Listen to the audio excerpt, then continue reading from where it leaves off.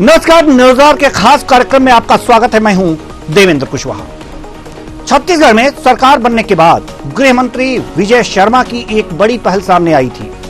उन्होंने प्रदेश भर से नक्सल उन्मूलन के लिए शांति वार्ता का प्रस्ताव नक्सलियों के सामने रखा था। उन्होंने यहां तक कह दिया था कि अगर नक्सली नेता चाहें तो वह वीडियो कॉल पर भी उनसे जुड़कर बात कर सकते हैं। हालांकि तब नक्सलियों ने इस पूरे प्रस्ताव पर कोई खास दिलचस्पी नहीं दिखाई और उल्टे बस्तर में जमकर उत्पात मचाया। वहीं अब खुद पर कार्रवाई बढ़ता देख नक्सली दबाव महसूस करने लगे हैं। उनकी तरफ से सरकार के प्रस्ताव पर जवाब आया है। माओवादी प्रवक्ता विकल्प ने सरकार से बातचीत के लिए शर्तें सामने रखी हैं। एक रिपोर्ट देखिए, फिर चर्चा भी करें। एक्शन में सरकार, दबाव में नक्सली। नक्सलियों ने भेजा सरकार को प्रस्ताव, बातचीत की शर्तें रखी सामने। पत्र पर डिप्टी सीएम का बयान, कहा चर्चा के बाद होगा निर्णय। डिप्टी सीएम के बयान पर कांग्रेस का तंज, डिप्टी सीएम के बयान को बताया बचकाना। नक्सली प्रवक्ता विकल्प की ओर से जारी बयान में कहा गया है कि वह सरकार से बातचीत के लिए तैयार है, बशर्ते राज्य की सरकार 6 माह तक सशस्त्र बलों को कैंपों तक सीमित करे, नए कैंप स्थापित न किए जाएं, झूठी मुठभेड़ बंद किया जाए। नक्सलियों की दंडकारण्य स्पेशल जोन कमेटी की प्रवक्ता विकल्प ने बयान जारी करते हुए कहा है कि अनुकूल वातावरण निर्मित होने की स्थिति में ही वे वार्ता के लिए आगे आएंगे। विकल्प ने यह भी दावा किया है कि सरकार वार्ता पर उनके बयान का सीधा जवाब नहीं दे रही है। इस पर उप मुख्यमंत्री विजय शर्मा ने कहा है कि यह संवेदनशील मामला है। माओवादियों की ओर से जारी किए गए पत्र पर मैं पूरी टीम के साथ बैठूंगा और इस पर चर्चा करके ही कोई निर्णय लिया जाएगा। कहूं कि ये पत्र प्राप्त हुआ है और ऐसे ही इस पत्र का जवाब देना उचित नहीं होगा। मैं इसमें एक बार पूरी टीम के साथ बैठकर चर्चा करके और उचित इसके लिए क्या पहल हो सकती है, मैं फिर से एक बार आपसे मुखातिब होऊंगा और मैं फिर से एक बार इस पूरे विषय पर चर्चा करूंगा। एक तरफ सरकार माओवादियों से शांति वार्ता का प्रयास करती रही, तो दूसरी तरफ नक्सली लगातार सुरक्षा बल और आम लोगों को निशाने पर लेते रहे। नक्सलियों ने इस दौरान कई बीजेपी के स्थानीय नेताओं की भी हत्या कर दी। माओवादियों ने अपने पत्र में कहा है कि हम सरकार से बातचीत करना चाहते हैं, लेकिन वह तैयार नहीं। इस पर पीसीसी चीफ दीपक बैज का कहना है कि माओवादियों के पत्र को लेकर डिप्टी सीएम ने जो बयान दिया है वह काफी बचकाना है। क्या पत्र आने से पहले उन्होंने केंद्रीय गृह मंत्री या मुख्यमंत्री से बात की थी? उन्हें बस्तर के बारे में कोई भी जानकारी नहीं है। इस मुद्दे पे सरकार खुद कंफ्यूज है। सरकार को अपनी नीति स्पष्ट करना चाहिए। उन्होंने केंद्रीय गृह मंत्री से बात की या नहीं, ये पहले स्पष्ट करे, नंबर 1। नंबर 2, क्या गृह मंत्री का बयान प्रदेश की जनता को गुमराह करने वाली है? क्या गृह मंत्री का बयान ये बचकाना बयान है?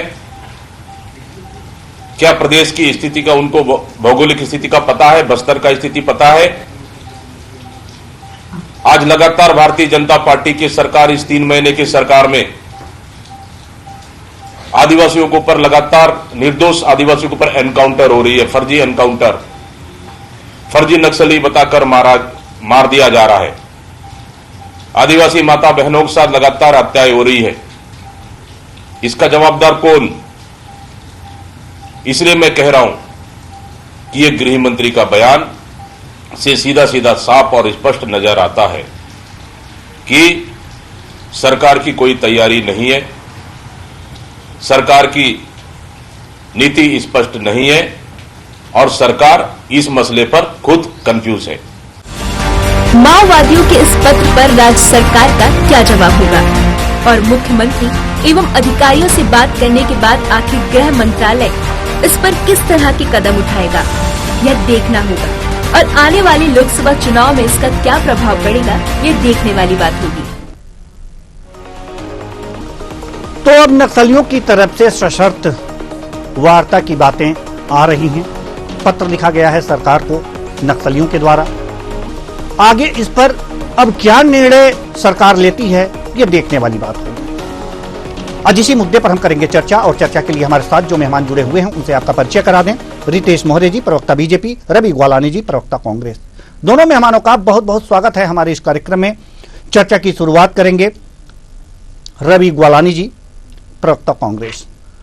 रवि ग्वालानी जी, जैसा कि अब नक्सलियों ने दबाव महसूस किया है और उसके बाद से एक तरह से शांति प्रस्ताव यानी कि एक पत्र भेजा है वार्ता का, इस पर कांग्रेस इसे सरकार का जो भी टिप्पणी आई है उसके बचकाना हरकत बता रही है। आप समझाएंगे क्या कि आखिर ये जो टिप्पणी है कि हम टीम के साथ चर्चा करके फिर हम इस पर बात करेंगे, तो इसे बचकाना हम किस तरह से समझें? देखिए कुशवाहा जी, इस बात को आपको पुरानी पूरे 3 महीने की चीजों से जोड़ना पड़ेगा।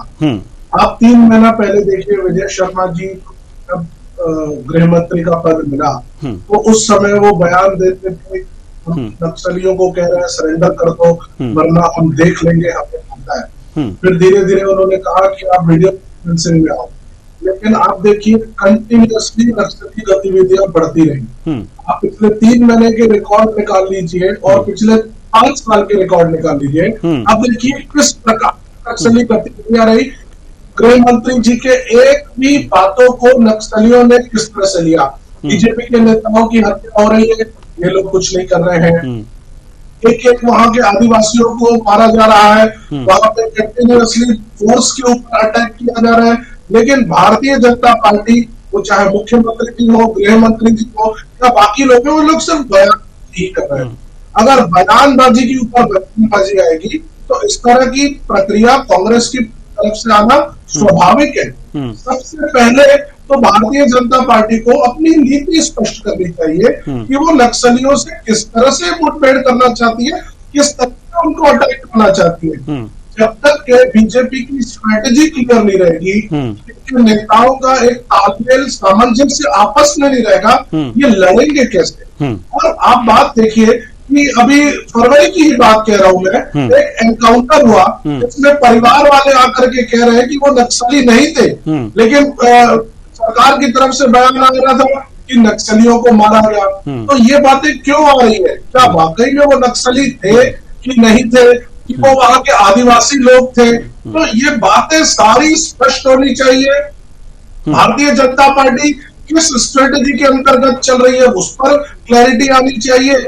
और फिर नक्सलियों की तरफ से ये फर्क आया है कि पहले आप अपनी एक्टिविटी कम कीजिए, फिर हम 6 महीने में समझेंगे और उसके बाद डिसीजन लेंगे। ये बहुत गंभीर विषय है। अगर भारतीय जनता पार्टी इसको किस तरह से लेती है, क्योंकि उससे पूरा का पूरा बस्तर क्षेत्र का या अंचल क्षेत्र का विकास प्रभावित होगा। तो ये बातें, ये बहुत सोच समझ के गृह मंत्री जी को इसके ऊपर काम करना चाहिए, ना कि टीवी में आकर के कोई बयानबाजी करनी चाहिए। चलिए, बचकाना बयान, रितेश मोहरे जी क्या कहना है?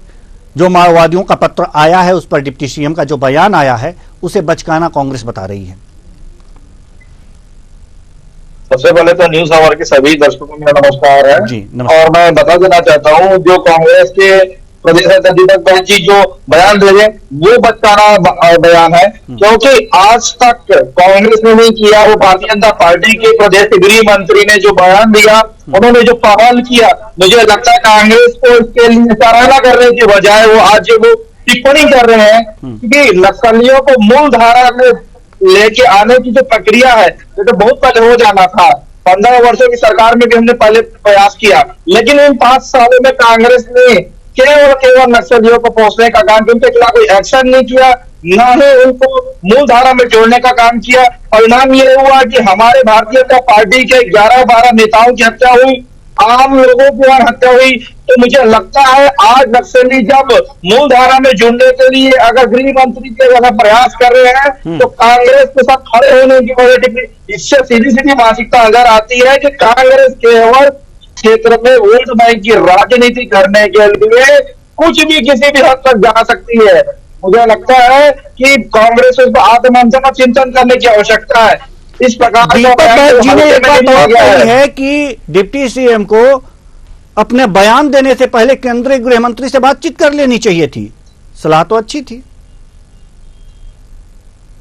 देखिए, प्रदेश के गृह मंत्री है वो, और छत्तीसगढ़ के विषय को वो बहुत अच्छे से जानते हैं और काफी संघर्ष करके वो इस पोजीशन तक पाए। तो मुझे लगता है कि दीपक बैज जी को सलाह देने की आवश्यकता नहीं कि केंद्रीय गृह मंत्री से बात करने की आवश्यकता है। एक ही से उन्होंने प्रयास किया है, निश्चित रूप उन्होंने उससे बात किया होगा, तभी ये सब चीजें बातें आई है। और अगर प्रयास हो रहा है तो मुझे लगता है कि कांग्रेस के पेट में दर्द क्यों?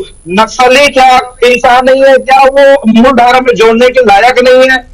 क्या कांग्रेस की मंशा वो साफ कर दे कि नक्सलियों को मूलधारा में नहीं, केवल बंदूक के दम पर उनको हम डराया जा सके, ये वो बता दे वो। चलिए ठीक है। रवि ग्वालानी जी, जहां तक बात केंद्रीय गृह मंत्री से बातचीत की है, दीपक बैज जी ने ये बातें कही हैं कि केंद्रीय गृह मंत्री से बातचीत कर लेनी चाहिए थे डिप्टी सीएम को, उसके बाद कोई बयान देना चाहिए। बात करें ना करें या फिर कोई एक्शन लें या फिर टीम से चर्चा करें, यह उनका काम है। वो किस तरह से करते हैं इस पर सिर्फ देखा जा सकता है। इस पर टिप्पणी करना कोई बहुत आवश्यक तो था नहीं हमारे लिहाज से। क्यों? बहुत बढ़िया प्रश्न किया है कुशवाहा जी आपने। ये बात क्यों आ रही है? क्योंकि आज भारतीय जनता पार्टी सिर्फ मोदी की गारंटी की बात कर रही है। भारतीय जनता पार्टी, आप उनके सारे बयानों में सुन लीजिए, हर चीज में केंद्रीय चीज की बात होती है। केंद्रीय सरकार ऐसा कर रही है, केंद्रीय सरकार ने ये किया। इन लोगों की कभी भी बयानबाजी पे आप देखिए कि स्टेट लेवल की तो कोई बात करते ही नहीं है।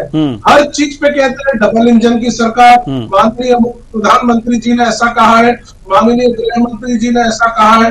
तो जब हर चीज में ये वैसी ही बात करेंगे तो ये बात तो पूछी जाएगी ना कि आपने क्या अपने केंद्रीय गृह मंत्री जी से बात की है कि नहीं, वो भी स्पष्ट करके बताइए।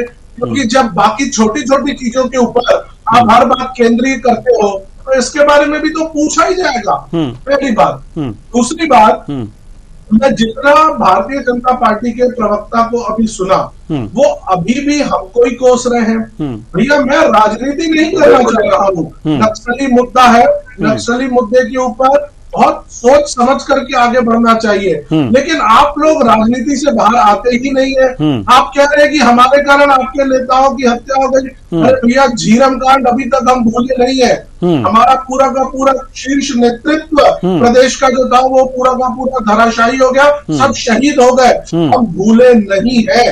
हम एक ही चीज कह रहे हैं कि 3 महीना आप लोगों को हो गया है, हर जगह आप लोग अपनी पीठ थपथपा रहे हैं, लेकिन नक्सली मामले में आप लोग अभी तक उस लेवल पे प्रोग्रेस नहीं कर पाए हैं और आप लोगों ने नक्सल मैटर को लाइटली ले लिया है। मेरा इतना ही कहना है कि कोई भी बयानबाजी, कोई भी एक्शन, कोई भी प्रतिक्रिया आपकी जो है उसके बहुत सारे साइड इफेक्ट्स होंगे। तो कुछ भी करने के पहले केंद्रीय एजेंसी से बात कर लीजिए, बस्तर की भौगोलिक स्थिति को समझ लीजिए, और वहां आदिवासी लोग जो ये कह रहे हैं कि फेक एनकाउंटर हो रहा है, तो उसके बारे में भी स्पष्टीकरण दीजिए कि आखिर मामला क्या है कि फेक एनकाउंटर की बातें हमारे आदिवासी लोग क्यों कह रहे हैं। अगर सही मामले में नक्सल ढेर हुए हैं तो क्लियर होने सही तरीके से सामने आनी चाहिए, ना कि उसके ऊपर गोल फेक एनकाउंटर। क्या नक्सलियों के फेक एनकाउंटर हो रहे हैं जैसा कि आप बता रहे हैं? फेक एनकाउंटर आ रही है, आप उठा करके देखिए। फरवरी महीने में ये बात आ रही थी कि कुछ नक्सली जो है वो इस तरह की बातें उठ करके आई है कि वो नक्सली नहीं थे, वो आदिवासी थे। ऐसी बातें उठ करके आ रही है कुशवाहा जी, आ रही है। इसके बारे में रितेश मौर्य जी, बड़ा गंभीर आरोप है कि जो नक्सली नहीं है आदिवासियों के इनकाउंटर किए जा रहे हैं, यानी कि फेक इनकाउंटर किए जा रहे हैं। गंभीर आरोप हैं रितेश मौर्य। कांग्रेस को ये सूचना और इस प्रकार की जो विश्लेषण कहां से करके लाती है, मेरे को वो बताए कि वो नक्सली है, ये वो सर्टिफिकेट कैसे दी थी, मुझे आश्चर्य है। जब नक्सली मारे जाते हैं तो वो आदिवासी मारे गए, इस पर राजनीति करते हैं। और गलती से किसी आदिवासी को कुछ हो गया, इस पर वो बोलते हैं कि उन्होंने नक्सलियों किया। तो मुझे स्पष्ट कर दे कि वो नक्सली थे कि आदिवासी थे। ये सर्टिफिकेट जा करके क्या उन्होंने बताया, उसके परिवार ने बताया, क्या है? ये तो ये जांच का विषय है, ये केंद्रीय जांच एजेंसियों का विषय है, ये पुलिस बल का विषय है, ये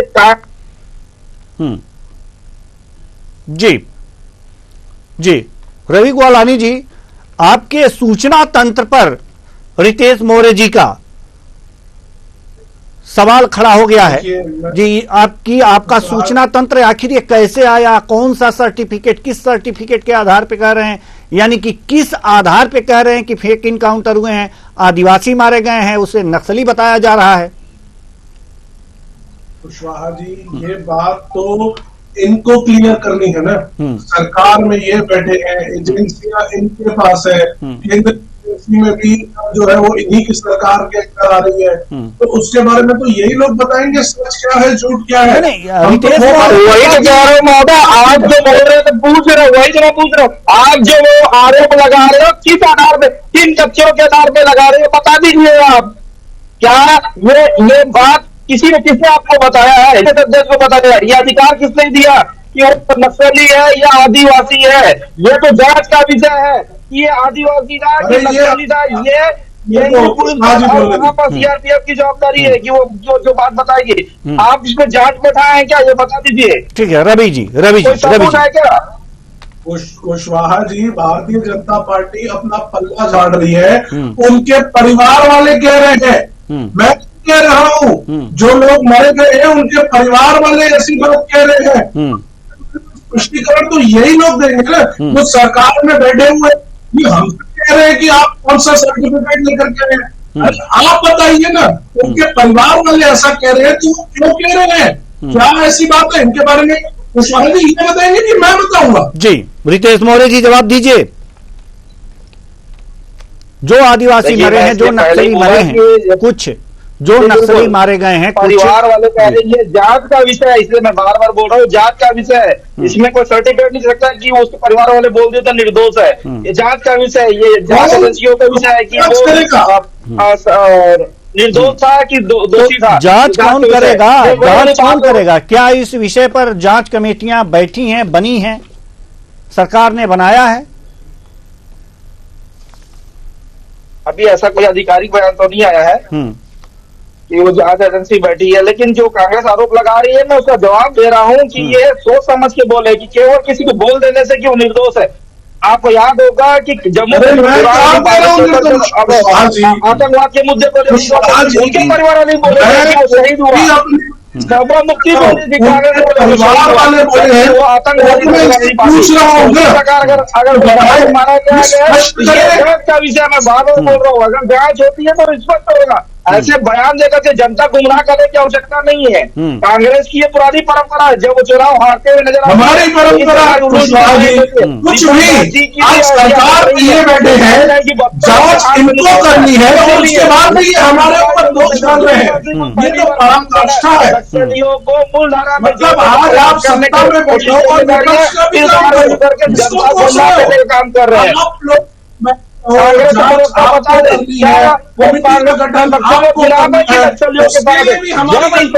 मूल धारा में जोड़ने की बात आ रही है हमारे गृहमंत्री के द्वारा, वो प्रश्न करे, टिप्पणी करने की बजाय नक्सलियों से कैसे निपटा जाए और नक्सलवाद छत्तीसगढ़ में कैसे भागे, इस विषय पर बैठ की चर्चा करनी चाहिए, इस विषय पे बात करनी चाहिए। उसकी बजाय ये केवल टिप्पणी करने में लगे हुए हैं और उनसे पूछने में लगे कि केंद्रीय गृह मंत्री से पूछा गया, किससे पूछा गया? अरे वो छत्तीसगढ़ में गृह मंत्री है, वो इस विषय पे बिल्कुल एक्शन ले सकते हैं।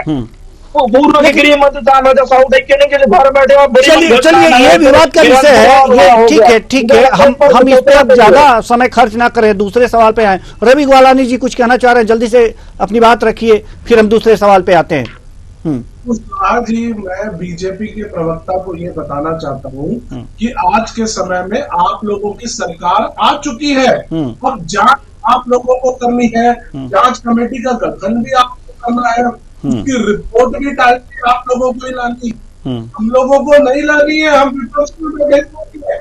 अभी जो है चुनाव हमारे प्रदेश में हो गया है, आपकी सरकार आ गई है, आपके मुख्यमंत्री बैठे हुए हैं, एक्शन और डिसीजन उन्हीं को लेना है। शायद आप भूल गए हो, मैं बता रहा हूँ, तो आप लोग हमें प्रश्न ना करें। जो बातें उठ रही है जनता की, जो बातें उठ रही है आदिवासियों की तरफ से, उसका सही सही जवाब दीजिए। चलिए अब पत्र पे बात करते हैं। ठीक है, अब पत्र पे बात करते हैं। रवि ग्वालानी जी, सवाल आपसे ही करना चाहेंगे कि नक्सलियों ने जो शर्तें रखी हैं कि अपनी गतिविधियों को कम कीजिए, अपने कैंपों तक ही अपनी सक्रियता रखिए, ये मांगे कितनी जायज हैं?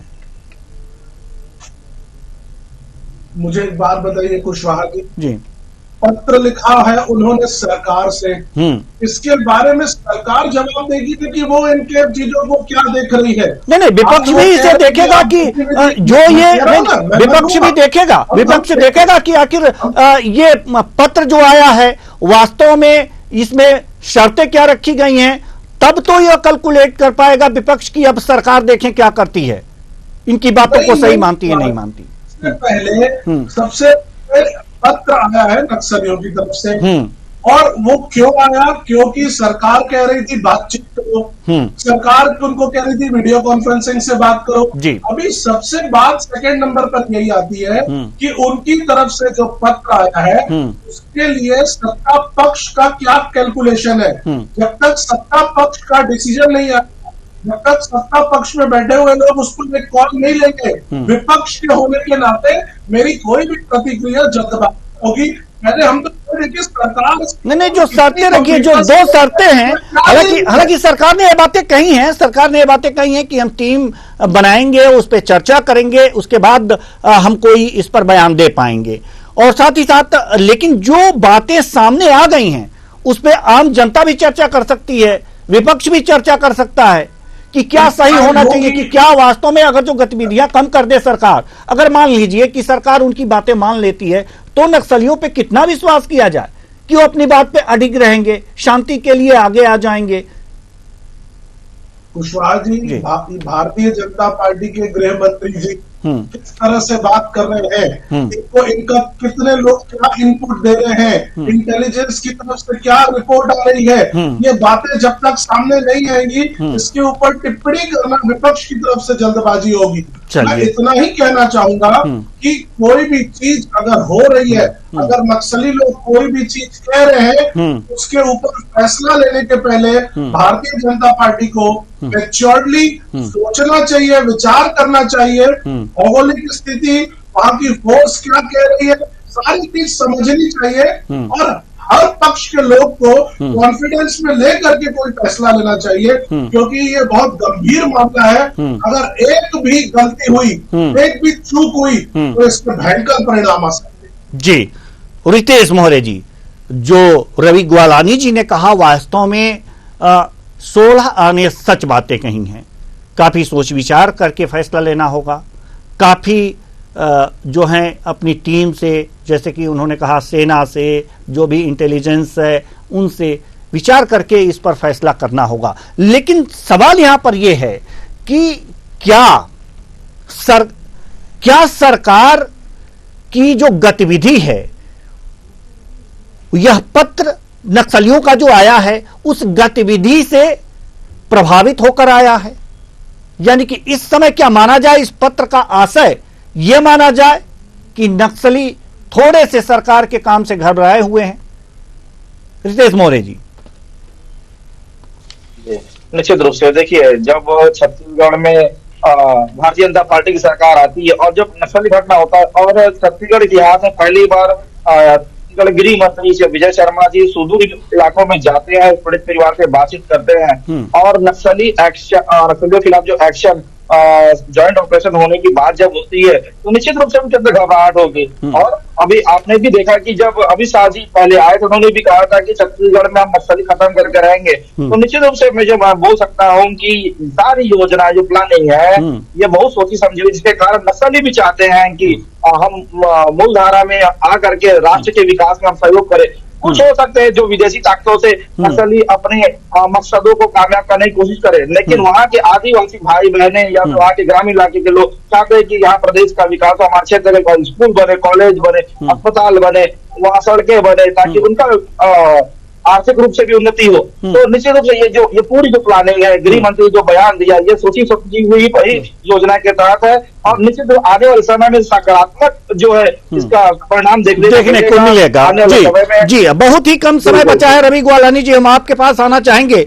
रवि ग्वालानी जी, जिस तरह से रितेश मौर्य जी का कहना है, इस तरह से देखा जा सकता है कि पत्र के हिसाब से जो सरकार है और बीजेपी है उसका रुख सकारात्मक लग रहा है, कि हो सकता है कि ये सरकार के क्रियाकलापों से घबरा करके सरकार जो काम वहां कर रही है, जो कैंप वहां पर लगाई हुई है और वहां से जो गतिविधियां संचालित हो रही है, इससे घबरा करके ये पत्र लिखा गया है, और जो नक्सली हैं वो मुख्य धारा में आने की सोच रहे हैं। क्या आपको रितेश मौर्य जी की बातों से क्या लगता है आपको? देखिए कुशवाहा जी, भारतीय जनता पार्टी के प्रवक्ता वो अपनी सरकार की पीठ थपथपाएंगे क्योंकि वो उनके प्रवक्ता है। कोई भी पत्र, कोई भी चीज को एक नजर से देखना होगा।